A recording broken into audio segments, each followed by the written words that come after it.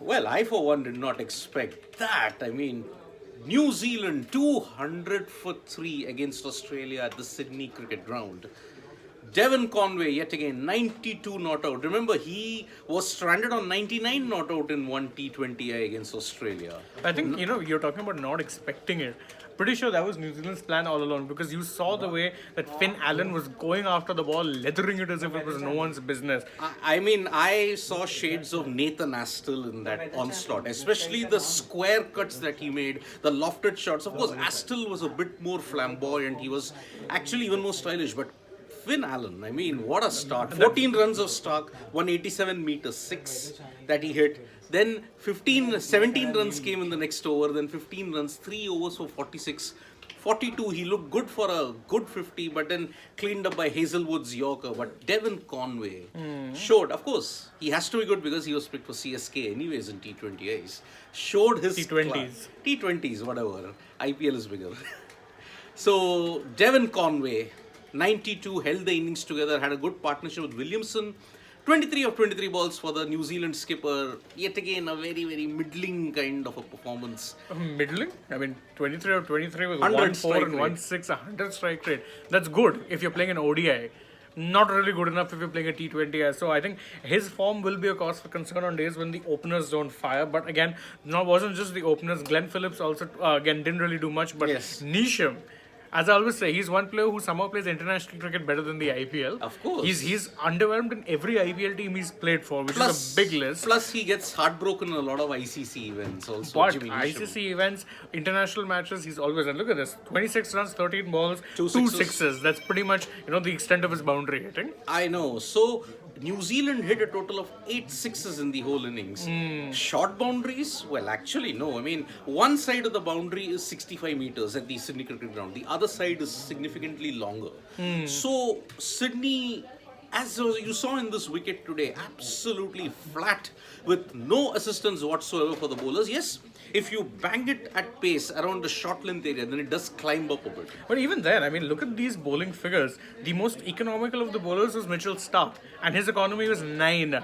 9. In which world is 9 economical? But he's the most economical of the bowlers. Hazelwood went for 10.2, Pat Cummins 11.5. 2 for 41, Josh Hazelwood. Cummins struggled yet again, 11.5 economy rate, 4 overs for 46. Mind you, they only used 5 bowlers, which is very interesting. I was surprised they didn't go for They Max. didn't use Maxwell. They didn't use a single over of Maxwell, which is very surprising. Yep. Zampa broke the partnership between Kane Williamson. Williamson attempted a reverse sweep. When has he ever been successful in that? I'm pretty sure the strike rate thing plays in his head too. Because, But is 200 a decent-ish total? I honestly feel, looking at the start that they got, could have been targeting 210, 220. 220. I think they are about 10 runs short on this wicket because it seems to be very, very short, one side of the boundary. And remember, Warner, Marsh, Maxwell, David, Wade, those 5 can really, really take the game away. Don't forget who's the man who came in form against India? Aaron Finch. Aaron Finch, Out of yes. nowhere. Whole year he's been asleep. He gets a 70 odd against India. So, but that was a warm-up game, not much of Even intensity. then, But let's yes, say- New Zealand's bowlers will have to step because what has been the major problem for New Zealand when it comes to pitches in Australia, their swing doesn't work. It's Obviously. more hit the deck. And remember, apart from Trent Bolt, Saudi has kind of struggled in New Zealand when it comes to white ball cricket. Obviously, he's had good he's- success in Test cricket, though. Yeah, but then obviously he'll struggle in, white ball cricket because you're not going to get much movement. Although, of course, there's not much cloud cover also, so, that Yeah. really won't be much of a factor either. Rohit Roy, let us just preserve that. Even Pradeep Srivalsan, let me just preserve whatever you have said with New Zealand and ICC events because 200 might be a great score. But Australia, remember, they have chased down even 245 against New Zealand. They had to chase down 243, they got 245 with 7 balls to spare in a T20I nevertheless. Of course, it came on those ridiculously short boundaries at Eden Park in Auckland. But remember, the square boundary, or if I may say, whatever boundaries there, the third man final against straight boundaries in Eden Park are 45 meters. The square boundaries are 65 meters because it's a rugby pitch. So that is why it had to happen. So chasing 200 and looking at New Zealand's record in Australia in the last Yeah, I decade, think considering the kind of firepower the Aussies have, they would actually factor in, they would actually kind of, be fancying their chances. Let's be fair. I mean, Akash Bharadwaj, I do not disagree with that. Tim David Tim will David be on that X this factor. track, and thank you, Akash. Yeah. But yeah, Tim David on these kind of wickets. And not just Tim David, look at their top four. Yeah. Finch, if he gets going, very destructive. Warner, we know, has been in good form. Marsh, then you have Stoinis, Maxwell, and then David and Wade. So that's a very power packed Very, very powerful. and that's the thing, New Zealand will need wickets. That's something which, by the way, if this first innings is anything to go by, easier said than done. And remember, the individual who blunts the duo of Saudi and Bolt very effectively at the top is David Warner. Correct. He's not struggled against them that often. Even in the 2021 final, it was Warner's onslaught that ensured that Australia were on course. He took on, even in the World Cup final of 2015, it was Warner's onslaught on Saudi and Bolt that ensured Australia were not under pressure anyway. So Warner's wicket will be very, very crucial.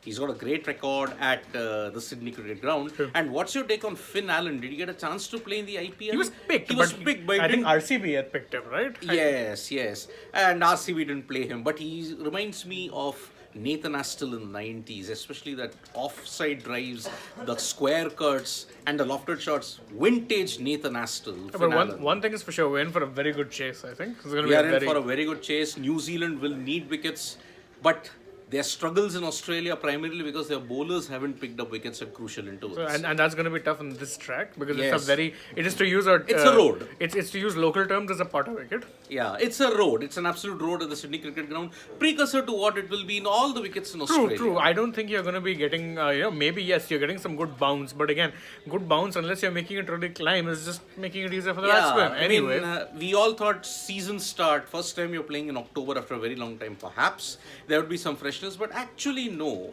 It's a very, very hard wicket with good bounce, and the ball is coming nicely onto the bat. So, Dex, Australia definitely, yes. I mean, as I told you, Australia have chased down 243 against New Zealand as well. The highest run chase in history at that time was with Australia.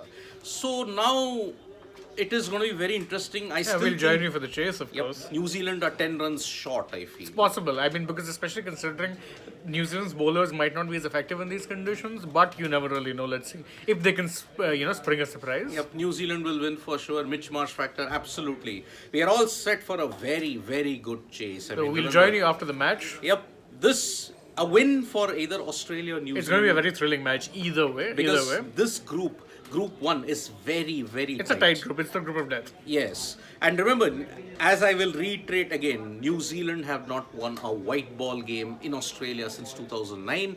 They won the Hobart Test in 2011. That was Trent Bolt's debut. Since Bolt's debut until now, they have not won a single match in any format in Australia. Right. That is the baggage of history that New Zealand are carrying. So we hope that New Zealand can defend this. We all also hope that Australia can chase this down and get the T20 World Cup off to a flyer. So thank you so much, folks, for joining us for this live. We'll be back with the chase as well. And don't forget to like, share, and subscribe. Follow us on Twitter, Facebook, Instagram. To check out the SportsTak website and in the English app. as well Download as it. the app. Download it. Bye-bye. Thank you. Bye-bye.